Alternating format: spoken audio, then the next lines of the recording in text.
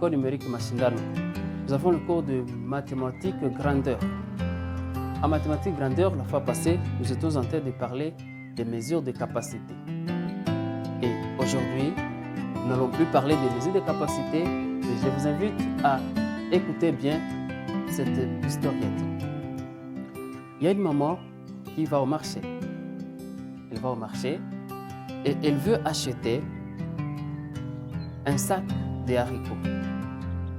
Mais lorsqu'elle est au marché, elle ne sait pas si ce sac de haricots pèse combien. Elle voudrait porter elle-même ce sac, mais elle trouve que c'est difficile à porter. Et puis, il y a une autre maman à côté qui dit, mais vous devez d'abord savoir combien pèse ce sac. Et directement, on dit que ce sac pèse 90 kg. 90 kg. Et alors, je pose cette question. Lorsque la maman a voulu peser ce sac de haricots, on a utilisé quelle mesure? Est-ce que c'était les mesures de grandeur? Est-ce que c'était les mesures de capacité? Est-ce que c'était mesure de quoi? Alors, à vous de savoir. Lorsqu'on pèse quelque chose, et bien évidemment, il s'agit ici de mesures de masse. Les mesures de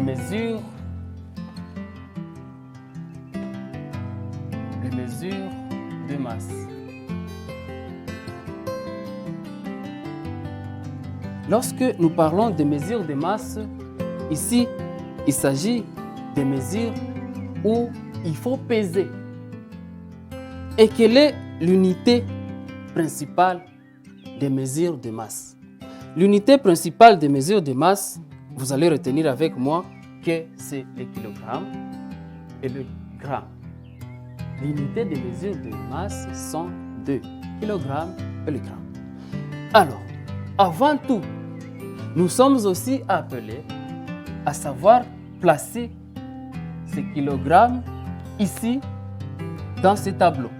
Et donc, comme toute autre mesure de capacité, de longueur, il y a toujours des multiples et des sous-multiples. Et donc, déjà là-bas, nous devons mettre le gramme. Le gramme, mettons ça là-bas.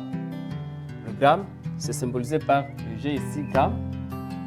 Il y a des multiples et des sous-multiples. Les sous-multiples sont toujours à droite et les multiples sont à gauche.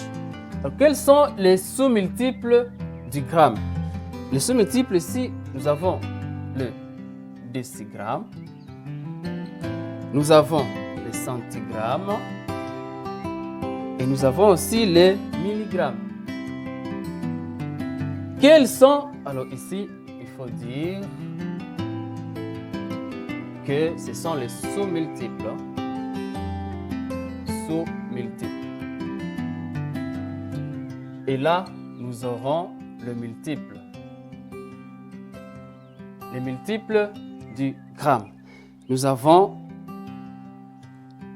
le décagramme, toujours comme pour les mesures de capacité, les mesures de longueur. Décagramme. Nous avons le hectogramme.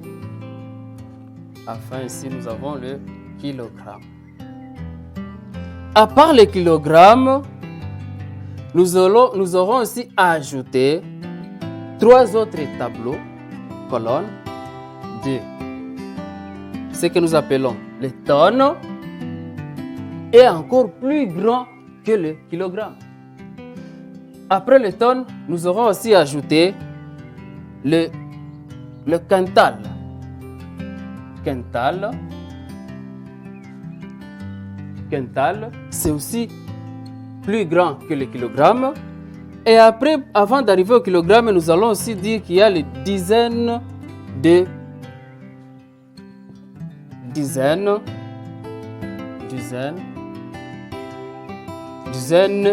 kilogrammes.